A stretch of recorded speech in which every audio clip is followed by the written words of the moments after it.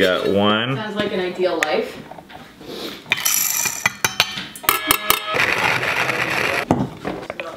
My birthday. It is 9:35. Cam and I are like just getting out of bed. Hebrew was supposed to start like 5 minutes ago. We're way behind.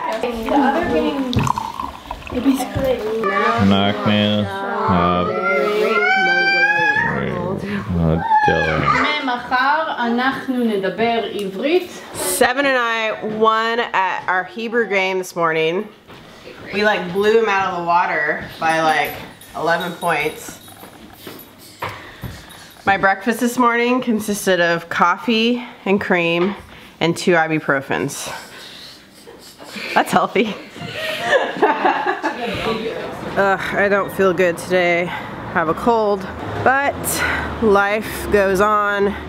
Ben and I are heading to breakfast. It's not our normal breakfast meeting, but he just got back and we just have some work to do, and we slept in through breakfast. I know. That is our house right there. You can see our van poking out. That's our house. The place I went to this weekend where we originally met those people was when they were staying in this house right here as like a vacation rental. So their kids are out here playing on the sidewalk and our kids are like 1, 2, 3, 4, 5, 6 houses down. And that's how we met each other. Normally when we're going to our breakfast meetings, we go that way 3 blocks and then that way 2 blocks. Today, we're taking a different route.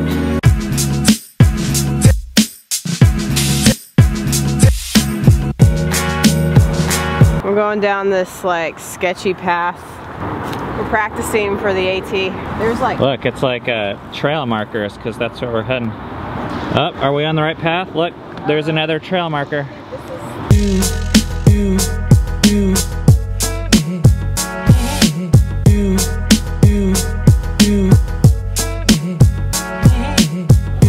Listen to this.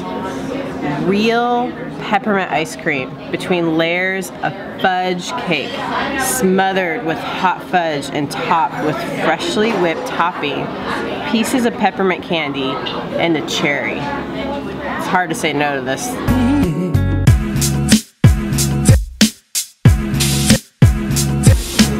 Normally, the spicy chicken sandwich, when you add an egg and cheese, it's much better with a biscuit. But they stopped serving the biscuits at 11 a.m. It was 11:30 a.m.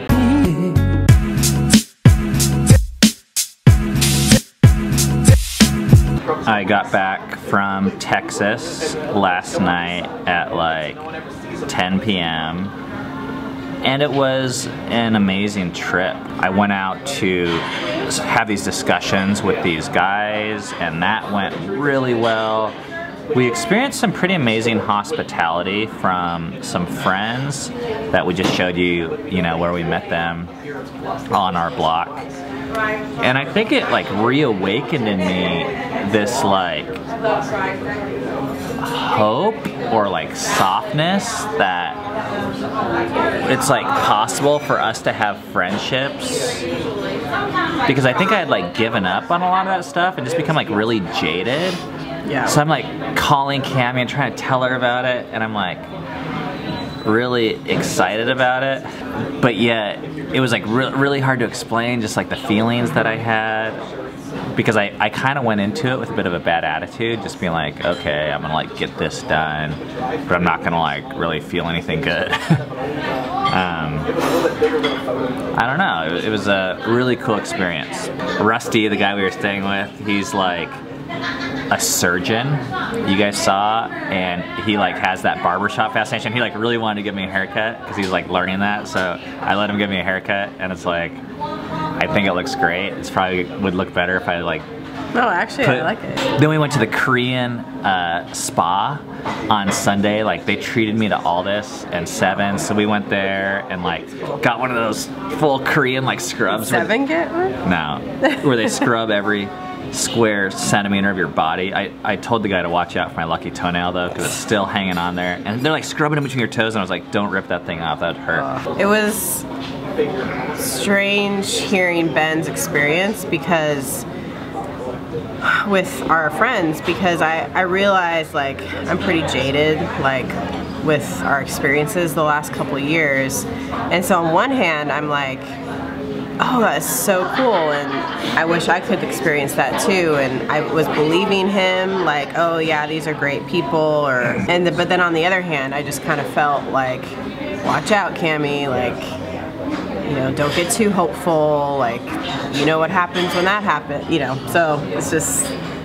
but overall I'm like, that's good. Like, I'm glad that you had that experience. But the topic for today's vlog is about technology, and this is something that I've been wanting to talk about on this vlog for a little while, because we've found some practices that have been really helpful for us, and I think it's kind of a countercultural thing, like not necessarily on purpose, but just like the culture is going a certain way with tech and individuality and togetherness.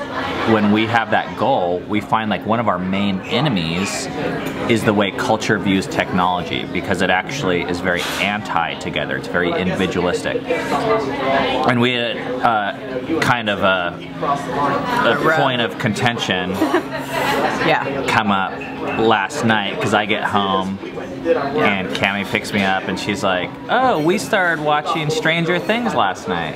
Yeah. And I was kind of bummed out for a couple reasons. One is like I was kind of interested in watching it with her or with the kids. But the second was, I'm like, you know, we're leaving in 5 weeks, and this show has 2 seasons and is, I don't know, maybe 10 episodes a season, an hour each. So that's 20 hours of time that are we like really ready to commit that, but it's not even just commit it like to the show, it's actually commit to 20 hours apart from each other. Right, because Seven and Ben wouldn't be watching it, or, you know, in my mind I'm like, oh, we'll watch this while Ben does his guys' night, but he only has a few more of those, so. You know, it's one thing to watch a movie. A movie is a 2-hour commitment.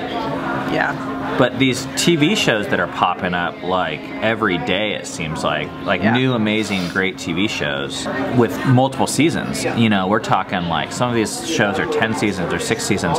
If you do the math on these, when you start down that journey, if you're the type of person that is going to get hooked on a storyline, and all of these shows are designed to get you hooked forever, right, then what you're essentially committing to is, if you're watching the show alone, you're committing to 80 hours alone. Or like, even if Cammie and I, we've had shows that we watch together in bed when the kids go to bed, and I'm okay with that, but I think sometimes it can get dangerous because it pulls our hearts and our time away from the children, and sometimes I feel like, oh, I want to get the kids to bed quick so that we can get to our room, not just to relax and connect, but actually to get back to the TV show. Yeah. That's when I start to feel like, what's really running our lives right now?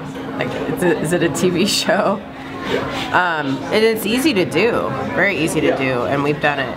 I mean, at first it was kind of hard for me to hear the constructive criticism from Ben, because, you know, you just get defensive or whatever, or I think, oh, I made a bad decision. But once I kind of got over that, like, I actually really appreciated his input, because I actually really believed I believed what he was saying, like, and I actually want to fight for togetherness, and it can be hard, and I think it's important that I listen to him and that he listens to me, because we're both gonna have good things to say, or good pushback. I appreciated it. And once again, you guys, I think there's one layer where it's like, oh, is the TV show quality or not? But that's, to me, that's like a little bit more of the easy conversation, because we all have our different standards, and I'm not saying certain TV shows are bad for you or us, but it tends to be a very individualistic experience. And what we've noticed is, as a family culture, the more we have in common, like culturally, the more there's a lot of things that become very much easier or more difficult. So Yeah. I mean, a lot of people complain about their teenagers and they're speaking in this whole new language. They listen to their own music, they have their own jokes, they have their own friends, they have their own things they're learning, and they find it very difficult to connect with their teenagers. I think some of that stuff is within our control. So that's one of the reasons why we chose to homeschool. It didn't have to do with education or that we were like afraid of the public schools. We were like, you know what? We love our kids and want to be close to them. And I don't know if we can do it to our standard when we're competing with the cultural influence of them going to another world for 8 hours a day. Right. Like, that becomes much more difficult. And we don't have that type of strength or clout. I don't know who does, really. Right. And when half of our family is watching a TV show and they're developing like these stories and these inside jokes and all these discussions around these characters, you know, I'm not saying everything needs to be together, but I think we need to be aware at that point that it's going to be really hard to have a family discussion around the dinner table when half the people's minds are obsessed with the next episode of the TV show, and the other half have no clue what's going on. Right. You know, these TV shows, they're designed to get our attention, and that's a great thing. You know, it's a good story, it's compelling, and all that. Yeah. So one of the like metrics that we've used to decide should we commit to this is, can we do this together? So you guys have seen, if you've been around this vlog, we've done the same thing even for running, like sports activities. I think running and sports are great, but when one kid does soccer and one kid does volleyball and one kid does ballet, like, if you're gonna go and become an expert, you're committing to creating 5 different cultures in your family, or we have 6 kids, 6 different cultures in our family that like have no overlap.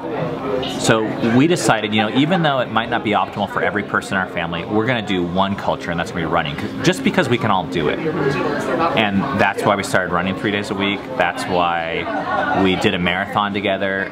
You know, it was really just something we could do together. And it's hard because I think sometimes that means you are sacrificing the individual for the family, for the group. And I think in our culture that's like, oh, you're what? You're doing what right now? That's like bad. And we don't believe that. We do think some individuality is good and needed, but it's a balance, you know. And I just think we live in really strange times. Yeah. Where we have the option to choose individualism. In the past, you couldn't afford it. Like, each person didn't have their own device with literally hundreds of access to artists, songs, and musical genres that were all individual through headphones. Right. So we want to give you guys just a few of the questions we ask, or the few of the tips that we use to help navigate that. And one is, like, we don't watch TV shows or even movies alone anymore. I guess, you know, we fudge with YouTube, and those are like 13-minute commitments or hour time blocks. Yeah. But we don't get hooked on a show. And even if Cami and I like subscribe to a channel and we watch, you know, like videos every day, like kind of like our channel, I think we have discussions around that. Like, is this something that's gonna like really pull us apart from each other? The second thing is, we don't use headphones when listening to music. Yeah. So we're not banning headphones from our house. Like, we use them for editing, and every once in a while we'll watch a video and there's a bunch of people around, but we spend a lot of time in the common area, and what we notice is, like, when you don't have headphones and you play it, people like gather around and they watch it. And you could view that as an inconvenience, but part of it, it's like, oh, maybe that's what should be happening. Like, you know, not so long ago, no one had devices, and there was just like one TV for the entire family, and if you watched it, everyone was watching it. And I confess that I actually would prefer to put headphones on. Honestly, like, in some ways I'm a product of our culture. Like, I do see it as an inconvenience when my kids want to be around me and I just want to be alone and watch this thing. And on the flip side, our teenagers are blasting music from the kitchen. That's music they like, and we're kind of forced to listen to it, and I don't always like it. Yeah. But I actually would rather be brought into their world and not like the music than have them go to their room, put their headphones in, and go deeper into another culture that I don't even have access to. And it's so cool because we end up having like impromptu dance parties, and my 16-year-old and my 1-year-old are like dancing together. That wouldn't happen if she was up in her room listening to her music. If you believe, like we do, that our culture is bent on individualism and independence, and it's like going that direction more and more and more, I think that's why we believe that it's a fight. Like, you have to actually fight to combat that some, because if you don't, it's just gonna keep, it's like a tidal wave, and it's just gonna take you. Now, does that mean we don't like individualism or independence? No.